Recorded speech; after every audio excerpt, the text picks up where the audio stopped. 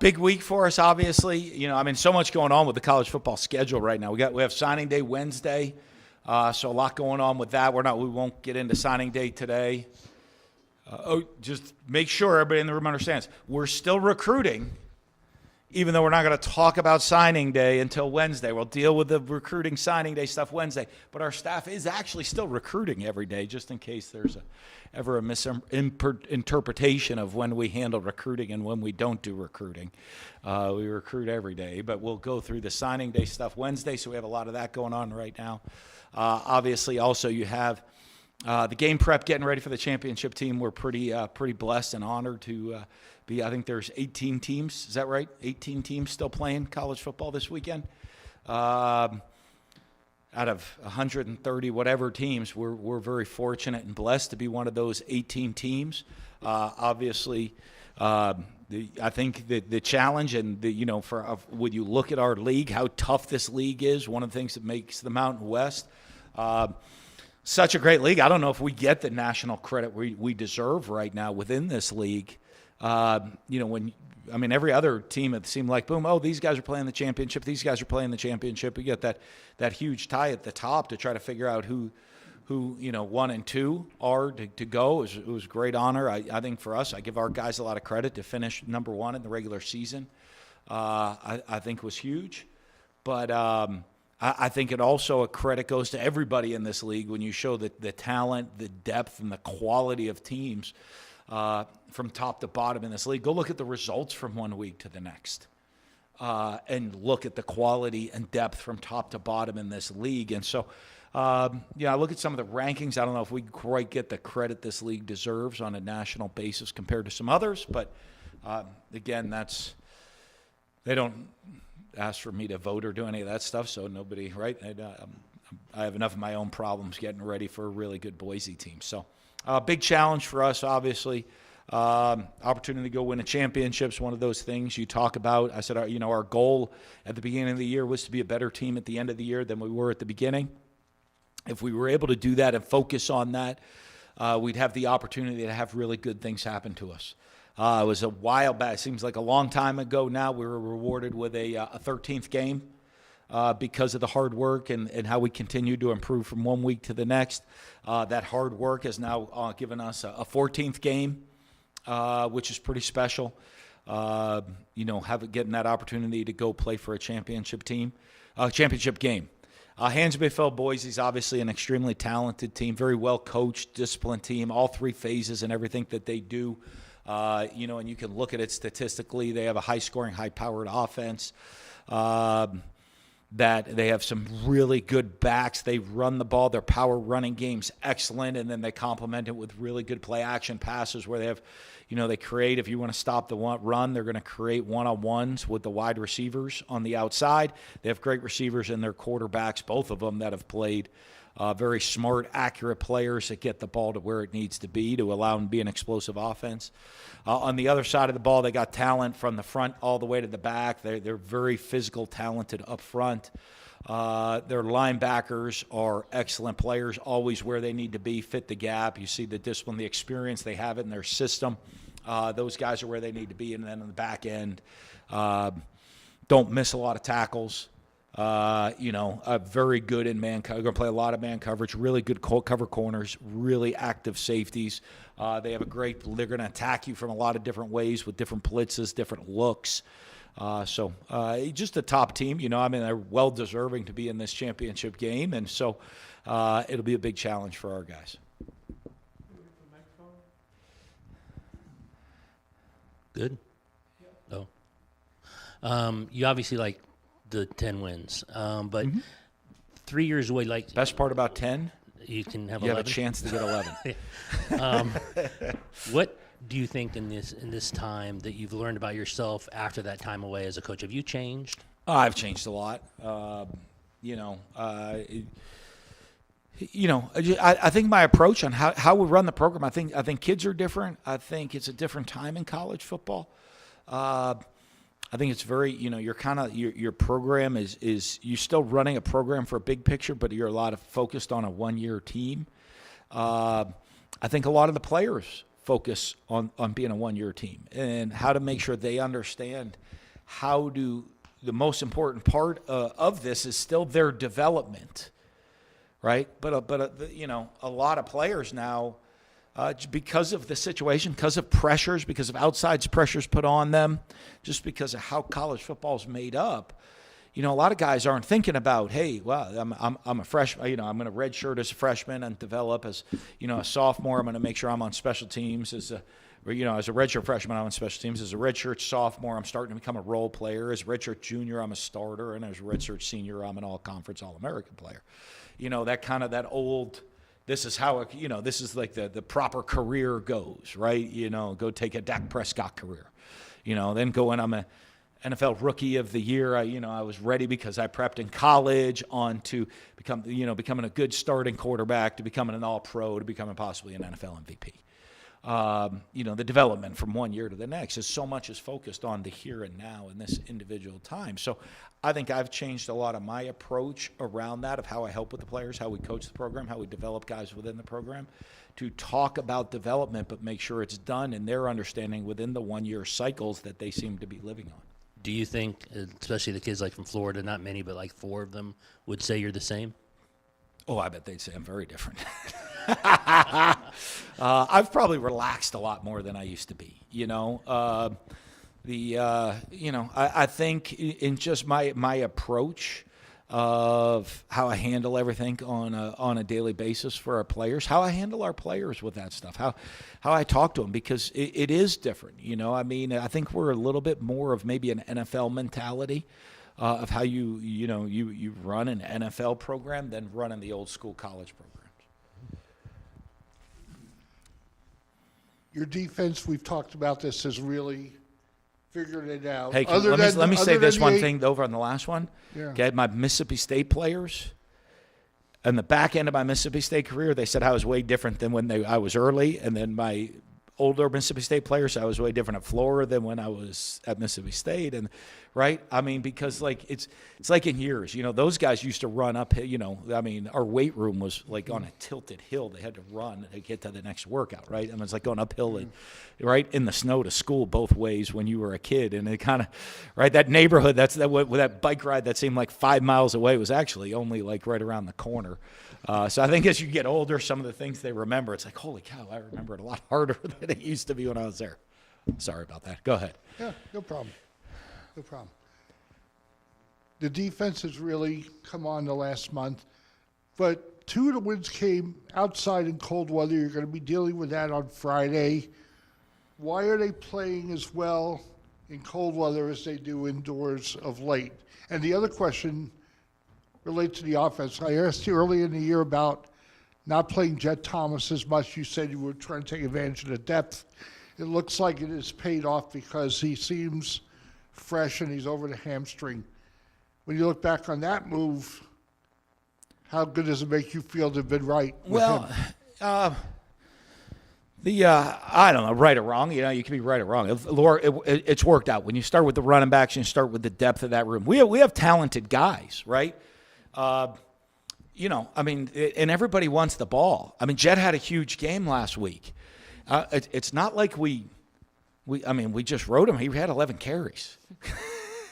It wasn't like, he had 35 carries in that game. He had 11 carries, right? I think we had 11 passes completed to wide receivers. So part of the management for me on some of that stuff of the balance of the talent is I'm shocked. There's not like, get in there Sunday morning, there's a line of 15 wide receivers standing out the door being like, we only got 11 touches. What's going on? Everybody wants the ball. So part of it is to keep the guys fresh. Part of it is because we feel we have talented players that I don't mind rolling through and getting them touches. And the benefit is, if we do have injuries, if guys do get banged up, guys are prepared. Guys have been in situations. Guys are ready for the moment to go play. And, so I think that's great. You come into, Jet came out, with the game with the hamstring. He couldn't go to – is that what it was? Yeah, it was a couple weeks ago. They kind of run like some of I forget the exact which game is exact, but then all of a sudden, he's not able to go. The next week he's healthy.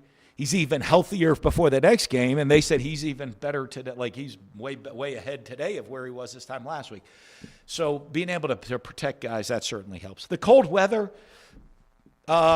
Listen, we played pretty good against Hawaii, and it was 72 degrees and beautiful inside Allegiant Stadium too defensively. I don't know if it was maybe it is maybe being cold reminds us which gap to go to. Yeah, or being cold gets us lined up better. But I think the difference in the defense, let's get through it reps. Okay, I mean the defense got basically put in the summer. Paul took over halfway through spring practice, kind of put in a couple little things, really trying to figure out who we even have. We were trying to, a lot of times in spring, you're trying to figure out what guys can even do. Like, I don't know. I mean, the one practice, I joke with our guy. I'm like, looked at our wideouts and quarterbacks. I'm like, if we drop passes tomorrow, I'm putting the wishbone in. I don't know if you guys are any good, but we'll put the wishbone in. We'll do whatever it takes. We'll do what our guys do well. So I think the experience, now the guys have a little bit more experience. They've been playing in the system a little bit longer. I mean, you got to remember, you look at Boise, and I give them credit, very, very well-coached team and what they do. Most of their guys have been in this system for several years. They have a lot of experienced players and a coach that's been there for a while running the defense. So, they have a lot of game reps at running the system. We had very minimal. We're starting to get more at this point. So, we still make mistakes. We made some mistakes the other night. I mean, obviously, the frustrating one the other night with the penalties, that's embarrassing. But as far as our fits, our schemes, our playing defensively, I thought there were very, very few compared to what there were earlier in the season. So I don't know if that has anything to do with the cold or just has the guys learning the defense and a better understanding of what's going on. And we are making sure we have the right guys, asking the right guys to do what they can do well. Coach, Spencer Danielson really credited how well your secondary is playing right now. If you think back to the Boise State game, just the growth from that game till now. Well, I think, you look at that game, and I don't want to put everything on the defense. We threw a pick six in that game as well, made some mistakes that way. But it is. I think there's a lot of times you go into that game, and we're pinpointing mistakes. And I don't want to. Certainly don't take it this way. It wasn't like, hey, every one of their scores came only because we made a mistake. They made some great plays. They had good scheme. Those guys made things happen too. But there were a couple of explosive plays where we had guys lined up on the wrong side of the field. So all of a sudden, they toss a ball, and there's supposed to be a guy there to tackle him, and he was on the other side of the field. And that's bad ball, And, what we want to do, we want to get defensive. Me as a football coach, to try to put it into the simplest terms, okay, is I want to see good ball. I want us to play good ball, okay? That means if they make a great play on offense, it's not because we had somebody standing on the wrong side of the field and the guy just ran untouched down the field. It's because, right, they blocked it well. Their guy made a guy miss or made a tackle, or they blocked it perfectly. Like, they ran a really good scheme the exact same way and beat our guys right where they're supposed to be. The same way on the other side of the ball, right? There's a lot of times, I'll get frustrated. Like, hey, what an amazing play by this guy. I put a smile on my face to come here to not be negative. Try to, but I'm like, in the back of my mind, I'm like, really wasn't he? I used to start watching when I was on TV sometimes. Oh, the big pass down the middle of the field. Or the safety fell down. Like, I would try to be positive. I wouldn't be like, oh, what a great play, and this catch by the receiver. And, look at number 2. He tripped over his own feet and fell down. That's why the guy was wide open. I try not to make the kids feel bad that way. But I like good ball better than bad ball. And I think we're starting to play a lot more good ball. And I think, the first time we played, there was good and bad on both sides, but we were making mistakes that really cost us in that game. Speaking of making plays, Spencer Danielson said that Maddox Madsen is playing on Friday. Yeah. What can you expect to see from him? He hasn't played in a month. Yeah, but he's a veteran player. You know what I mean? I think he'll bring a huge lift to their team in his leadership. I think he'll bring a huge lift to their crowd in the presence that he'll bring on the field. I mean, when your guy runs onto the field, right? I mean, what's his name from the Knicks came running out of the tunnel in Game 7, right? Willis Reed. Yeah, Willis Reed, the Willis Reed game. Okay, the Willis Reed game. Willis Reed is coming out and he's limping onto the court. Right? Didn't he have like 2 points? It was 2 first shots. That's it. That was it. Oh, but the game is like, oh, Willis Reed came back. He scored 4 points, right? But you can see in sports the emotion that has. I'll go back to the Egg Bowl in one of the greatest games I've been involved in, 2013 Egg Bowl. Dak Prescott, I had no chance to play. Was not cleared, couldn't even pick his arm up past here. Somehow, by a miracle, game day, a doctor came in and said, he has motion, I can clear him. He might play one play, he might play the whole. I can't tell you. So I was scared to put him out there, and all of a sudden he goes out, gets hurt, and completely deflates the crowd, deflates everything with the team. We rolled him out in the fourth quarter, came back, won the game. Led us on a huge win streak leading into the next season to go all the way to number 1. So, when you look at those situations, it's not just the talent, not just his ability to run their offense. Both their quarterbacks are, they threw for, he didn't play last week, and what they throw for 350? So it's not like they're struggling. I think it's the emotional lift that he brings to the team and the program that'll be the big boost for them. This is the last Mountain West title game as we know it. Well, no, there'll be another one next year. But the current teams. Yeah, I won a couple of them before, and most of those teams. UNLV was still here, but Boise certainly wasn't. We won it in was it 03 and 04 at Utah. Yeah. But is there any extra pride playing, basically representing not only UNLV but the Mountain West? No, I don't see it that way. I see we're all in the conference trying to win a championship. You know what I mean? And the championships, like I said, there's only not like in college football. There's only 10 teams going to become champions this year. There's 9 conferences and a national champion, right? And we have 136. 136, 137, 130. If it's 137, that's 126 that don't. We have the opportunity to be one of the 10. So I think that's more the focus than anything else. And sort of off topic, do you think there should be a change in the calendar, the college football calendar, considering what you're seeing in Oxford? Yeah, what do you? How long? You need like that. I couldn't even do a 60 minutes interview on that one right there. That's like an E360. That's 60-minute interview, right? All 60 minutes of that one. Listen, I'm going to put it this way. Yes, I think there is. Does anybody have the perfect solution? No, and here's why. There's 136 Division I teams. There's a lot of different conferences. Every one of those 136 teams operates on a different schedule. Okay, and I know it's like, hey, let's look at a pro model. It's great. Let's look at an NFL pro model. But then let's go to every chancellor and every president and say, hey, every school, if you're a Division I school, classes start on this date, end on that date. That's a way to fix it, because then you can really set the calendar. But it's hard when some people are on quarter, some people are on trimester, some are on semesters. Some semesters start January 5th, some start January 21st, some have mini-mesters. There's so many variables that you have to try to, what is the answer when everybody's working on a different calendar? It's hard to come up with the exact thing, right? And unless the schools want to come up, I look with Lane. That's a tough situation. Lane's put in right there, right? But every one of these coaches. I know there's coaches saying, hey, I'm going to stay. They're not. They're now committed to that new school. I've been there, done that. I've done it as an assistant coach. Okay? The second, John Summerall's, I don't know. He's no longer the coach. I'm going to stay for the games? Sure. He's now the coach at Florida.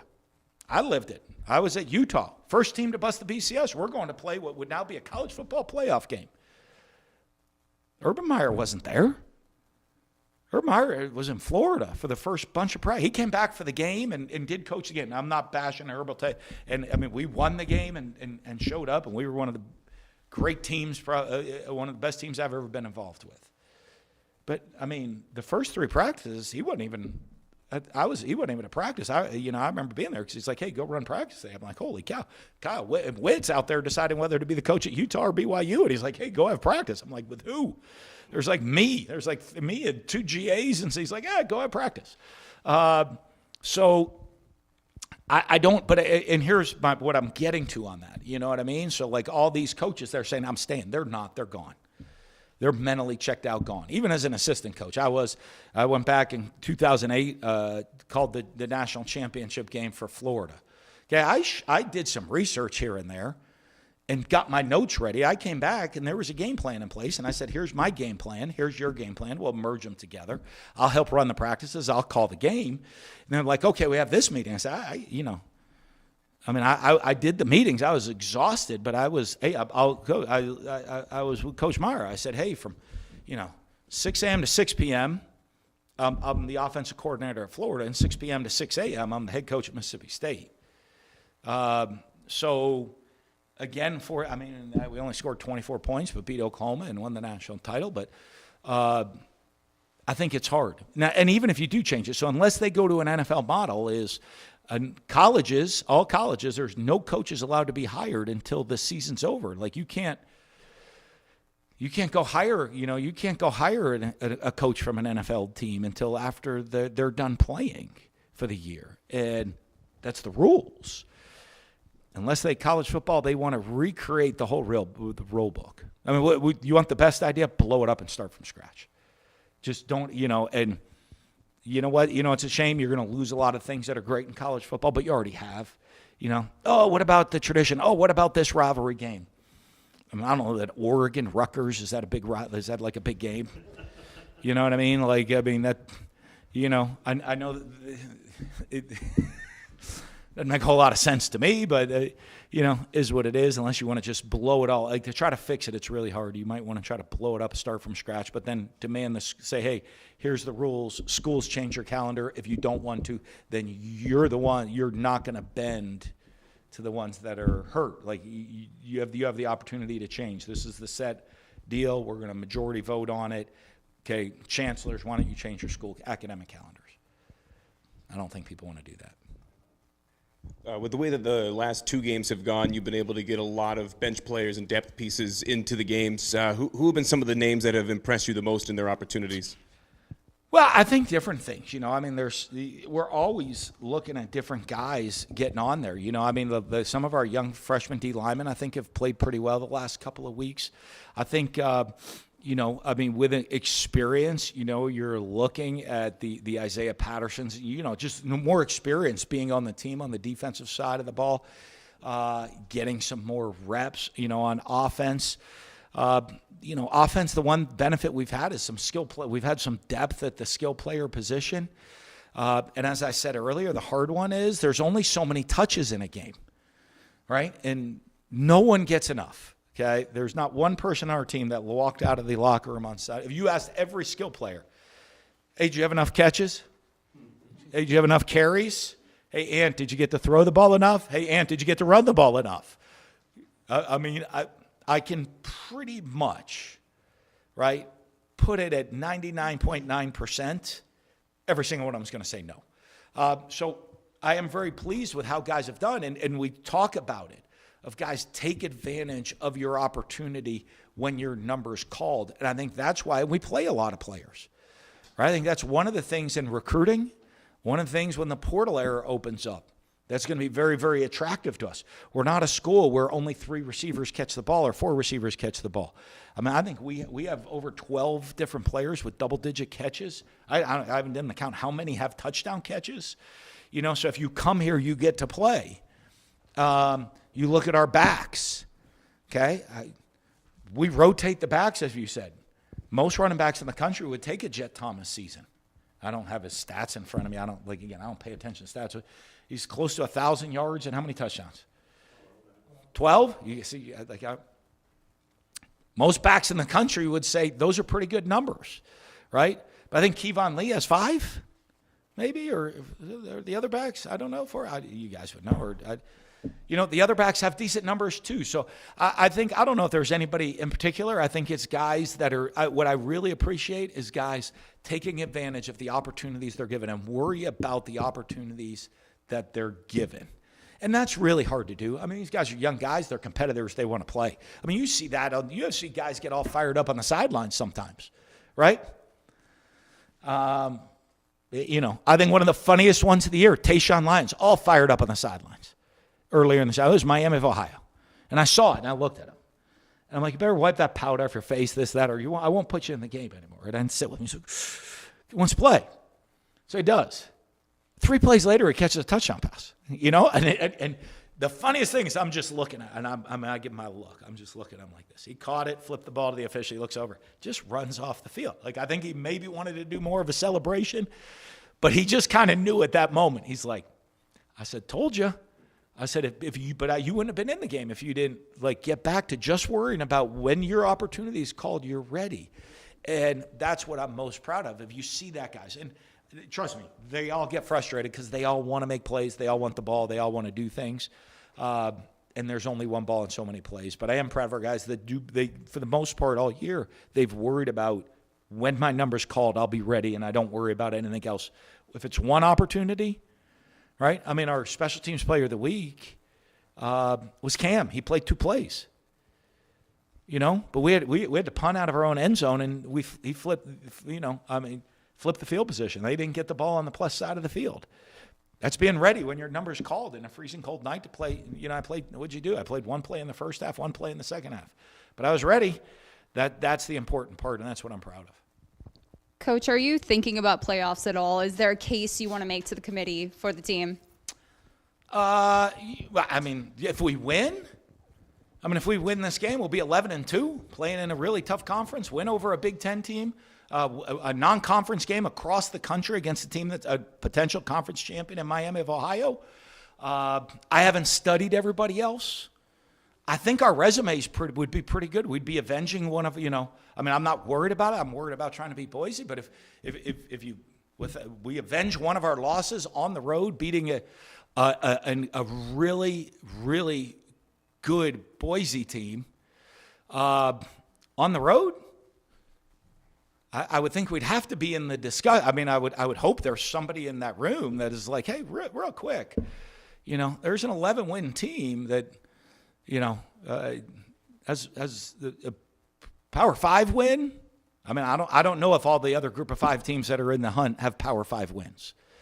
I don't know how many have wins if Miami of Ohio wins, would have wins, would be, over another conference champion. I don't know. So we'll see. We have no need to worry about it until, right? Spencer, I guess you can ask him if they win Saturday what his thoughts on are, but it's got to be, you got to win this game to even have that discussion. So that's really all that matters. Coach, been a long time since UNLV has beat Boise State. Why do you think this is the team that can get it done? And if you guys do end up winning, what do you think it would mean just for the program overall? Well, it'd mean a lot because we won a championship, for us. I'm always tough on those questions, right? Even when I was at a school a long time. I know I've lost to Boise once, right? They played well. We made some mistakes. They played really well. They're a really good football team. We made mistakes you can't make in that type of a game with turnovers, some giving up some explosive plays, a couple missed opportunities, and they played really well that day, and they're an excellent football team. 70 of our guys, this is their first year here. So for all of them, I don't know about, it's been a while since we've done anything. I know we didn't win the last time, which is really disappointing, and we'd like to avenge that this time. But as far as winning a championship, that means a lot to everybody here. We have such a unique group. I just had them all stand up in their different groups. Yes. Hey, who are the first-year freshmen that came here? And those guys stood up. Hey, who are the returning players that were on last year's team? Stand up. Hey, who are the new guys that came in? This is their first year as a transfer in the program. Stand up. And they're probably the majority is first-year transfer. Like the first-year transfer is the biggest group.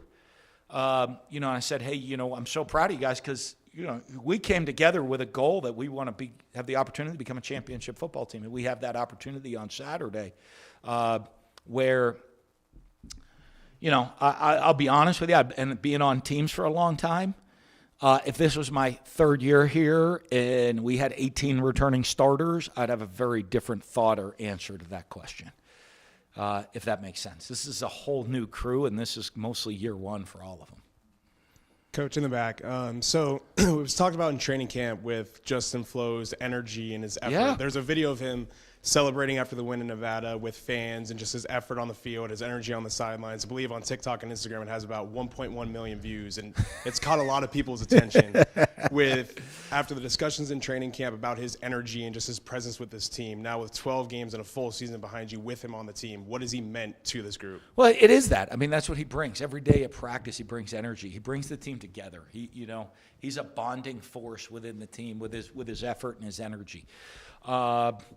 You know, I mean, listen, I think right down the street, they need to go pay attention because I think he would make a great WWE superstar whenever football ends. And I think, you know, he has one more year potential under his belt, possibly NFL. But after that, I think, you know, I mean, you see the character he is, and that.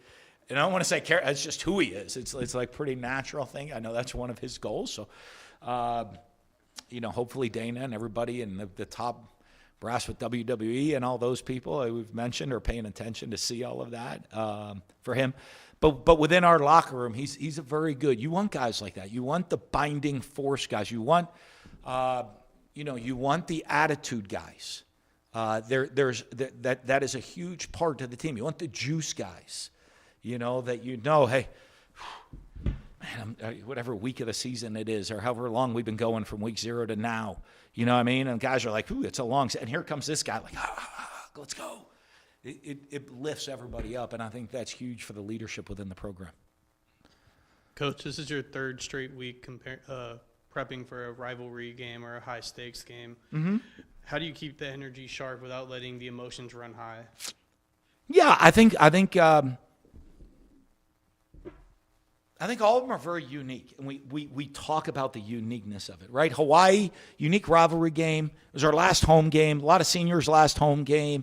In our stadium. It was going to be a lot of fun. It was going to be a huge crowd, electric environment, but make sure we remember we need to go play.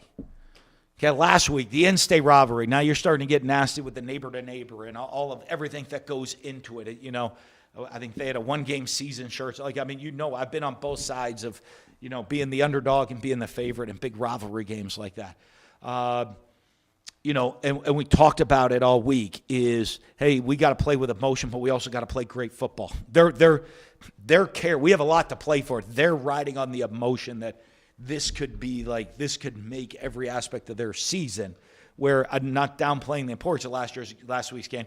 But in the back of our kids' minds were, first thing we did, we get in the locker room was, are we in? Hey, we got the cannon back. We kept it red. We took our pictures. Everyone's celebrating. It was a huge win, in-state rivalry. We were fired up. And then immediately it switched to, are we in? And, this week's game, this is what it is. There is no, I don't have to worry about energy or motivation. The guys came for the opportunity to win a championship. Like I said, there's 10. There's 10 teams that are going to have this opportunity this year.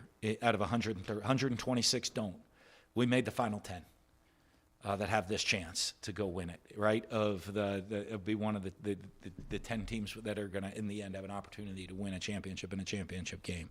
So I think that'll come up. We'll practice. Fortunately, you look at it. The league didn't do us any favors playing a night road game with a short week championship week when everybody else got to play the day before. I don't know why the league would do that, but they also gave everybody bye weeks before us throughout the whole season. So I don't know what we did to the league, but in that aspect of things, but you don't need motivation to get up for championship games. And we've done this. We've been on a schedule. We've been on a schedule, short weeks, playing Hawaii just a couple weeks ago. Our guys know how our schedule is going to be exactly the same as that week. The guys know that schedule. They know how to adjust to it, know how to get ready to go play. I guess I have one more for you. You're 5-1 away from Allegiant Stadium this year. What has made your team so comfortable playing on the road and in different environments? I think our guys have a certain confidence about them when they go play, and they're to be honest with you, we're a little loose. There's good and bad to that, right? At times, you talk about how I have to change. You have to change a little bit to the personality of your team too, and adapt to them. We get down. Okay, we'll be all right. No big deal, coach. We got it. Hey, it's October 4th and we're playing in a blizzard with 6 inches of snow on the ground. Yeah, that's kind of cool. I've never seen snow before. We got it. We'll go play some ball, right? It's they just kind of, hey, this is us. We're going to respond to whatever the situation is. We're going to go play, and whatever the environment is. Our guys love to play. They have fun out there in the field. They enjoy playing football. So I think that certainly helps. I think they're excited to go play. Whether it's in the parking lot, at Trinity High School, or at Allegiant Stadium, or up in Boise on the blue turf. Hey, let's put the ball out and go play, and they like doing that. Coach, one real quick. This is a special group, and you spoke earlier how this is just such an overlooked team. When you take a look at the special season, you guys have had 6-0 for the first time since '74, back-to-back losses, and then to be able to finish with 4 wins down the stretch. What do you feel like you've learned most about this group that's going to showcase to this entire nation? Well, I think the resolve that they have of that ability to not implode and to stick together in all phases. Right? Because we've been really good on offense, we've been really good on defense, we've been really good on special teams at different times. We've been really bad on offense, really bad on special teams, and really bad on defense at times too this year. Okay? And it becomes very easy to start pointing fingers on teams, especially with so many new faces, so many new people around. I think the huge thing is how those guys came together as a team. We spent a lot of time in the spring when we put this team together in this new era of college football. And I'd have guys come up to me and say, I think we're closer than the team I was on for the last 3 years, and we've been here for 3 months. And, now a lot of that was a lot of activities, a lot of things we did to keep those guys together. But that's all easy to get to know each other and become friendly. But when you're out there and things don't go your way, right? When things don't go your way, to stick together. And you can pick out every time during the year from a different group that that was like, and everyone's like, all right, no, I just got to pick it up and pick up our end. We got to be better. Our end's got to be better. Hey, defense, we got to, hey, the offense didn't go down and score. We got to make the stop to win the game. Hey, offense, hey, go. They can score, let them score. Give us the ball last. We'll win the game, right? Hey, special teams. Hey, put me out there for the game-winning vote. You put me in position, I'll make the game-winning field goal. Hey, offense, you didn't get a first down. We're back to the wall. Punt us and flip field position. All of those different things that the guys had the confidence to believe in each other to get the job done. Sean, go ahead. Hey, Coach. Sean Goodwin here. I was in Boise. Appreciate your time. I just got 2 questions. I'll ask one at a time. Firstly, with Maddox Magson being back for BSU, last time 4 touchdowns against you guys. Just what did you see from him in that game, and I guess what are you expecting this time around? Well, very similar. He's got great poise in the pocket, his ability to stand in the pocket, obviously a great understanding of his offense and how he distributes the ball, and he's a very accurate passer. I think his ability, obviously you look, the ability of how they complement things. They have such great backs, run the ball really well. And his ability to understand when they get you into a certain look to stop the run, where his one-on-one matchup is, where he's creating leverage and an advantage within the pass game, within play-action pass to hit you for explosive plays down the field. And when the receivers have a step, he's extremely accurate. And just, you've coached in a lot of places, seen some big stadiums, some tough places to play. You guys are 5 and 1 on the road of this being your only place. And people in Boise, they love their blue field, they love the sellouts. And I guess just how did you find coaching at Albertson Stadium? Is it a tough place? Yeah. Oh, it is. I mean, it was a great environment. Obviously, a passionate fan base up there, which you like. You know, I love when football's important, right? I mean, to people, like it is. I think, you know, I love football. I mean, my life, I've been doing football pretty much my entire life, so it's really, really important to me. And I love being in environments and in crowds and in stadiums and around programs and in leagues where it's really important to people. I love that it's important to people. I think football, you go up to Boise, football is really important to the people of Boise, to the city, to their fans, to their alumni. You know, you look at the tradition, the pride they have in that program. That's what's made them special throughout the years. And I love playing in those environments where football is important to people. And, you know, that's what makes it fun.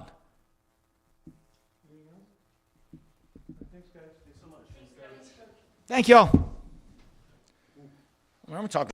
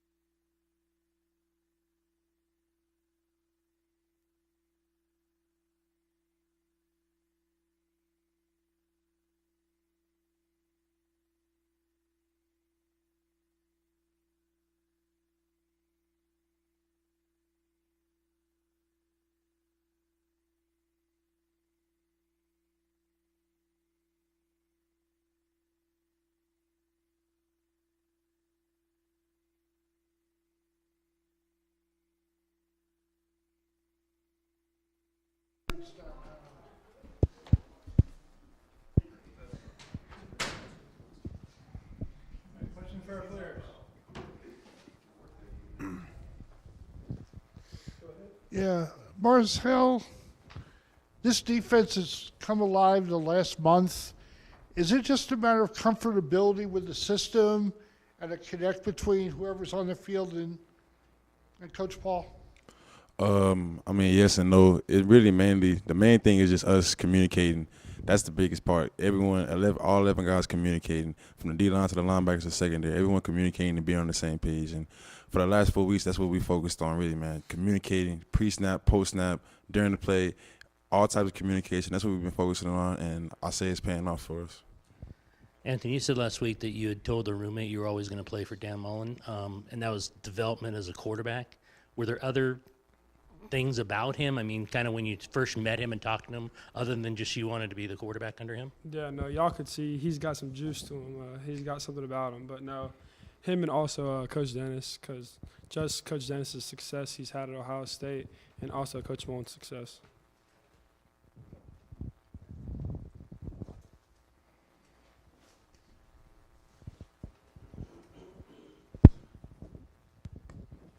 Marcel, being that you're one of the handful of guys on this team that played in the title game before against Boise, what's your message to the guys who haven't played in this before? It's going to be a heavyweight fight. They're not going to lie down and make it easy for us. We're going into their environment, their stadium. It's going to be loud. It's going to be rowdy. They're going to come ready to play, and they're going to be looking to defend the championship. And we're going to have to come ready to play. It's not going to be easy. I already told the guys it's going to be cold. They need to get their minds around that. And we just got to go be ready to play. And like you said, I've been playing in those games. I know how it can get. It can get crazy. And I just got to tell the guys, man, we just got to stay even killed. Can't get too high, can't get too low. We just got to stay even throughout the night. First for Marcel, last year in the championship game, you were coming off of a couple of injuries, definitely were not at 100%. Aside from the health, how has Marcel McDuffie changed between that game and this one upcoming this week? Just my growth as a football player, my knowledge of the game, and just really just understanding the magnitude of certain games. Obviously, this game is a big one, and I haven't played in it before. I kind of got an idea of what to expect, and then just like you said, health is the main thing. Really, that was my main thing, and my main focus this year is just being available for each and every game that was on the schedule. This is an added game, and I'm happy to be here and be healthy.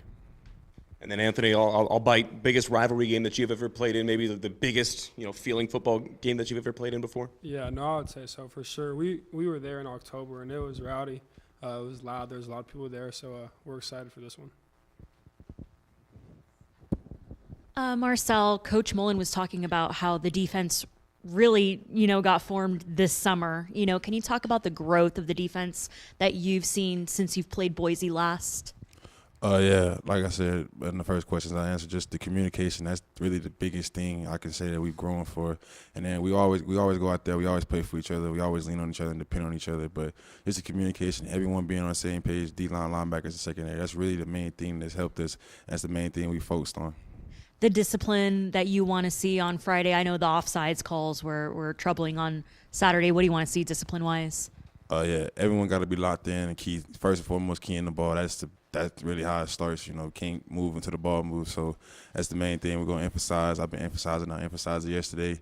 I'm going to emphasize it all week. Just first of all, key in the ball, being disciplined, and then when the ball snapped, like I said, the communication and everyone just doing their 111th. Anthony, kind of same question for you. How much growth have you seen from your offense playing Boise last? Yeah, no, I feel like we grew a lot in a lot of different ways. But no, I'm just super excited to get back here and play them again.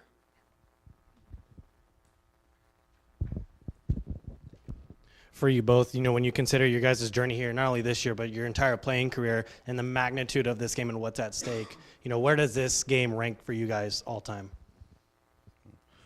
Not gonna lie, for me, it's number one. I've been here, my true freshman season. I came in redshirted. We went 2-10 to now being my 5th year, 10-2 back-to-back years. Now my 3rd straight championship game, and I have yet to beat these guys. So I just know personally, it's the biggest one for me. I'm gonna give it all I can give, and I know my guys are gonna do the same.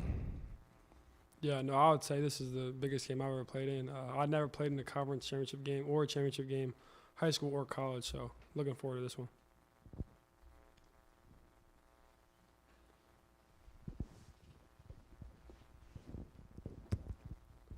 Anthony, this one's for you. Going back looking at the Boise matchup from last time, what kind of adjustments, without giving away obviously game plan, can you make to get your team in a better spot, especially in that second half when the offense kind of stalled out? Yeah, no, I think we just didn't execute on first and second down at a high level. We're a really good offense when we stay on schedule and perform at a high level on first, second down, and we're really good on third down. But I think when we played then, we just got off schedule, and the biggest thing is just stay on schedule will be good.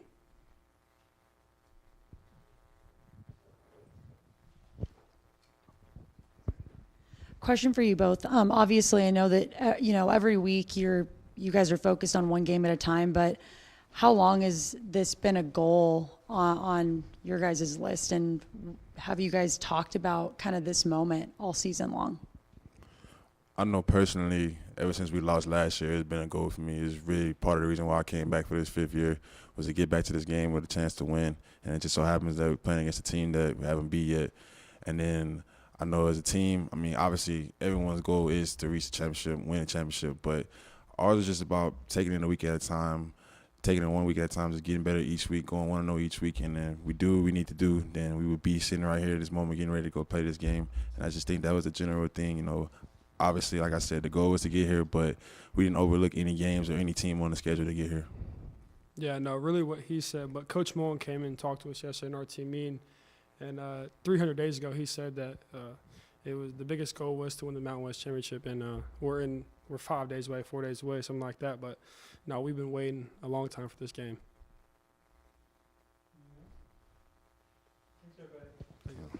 All right.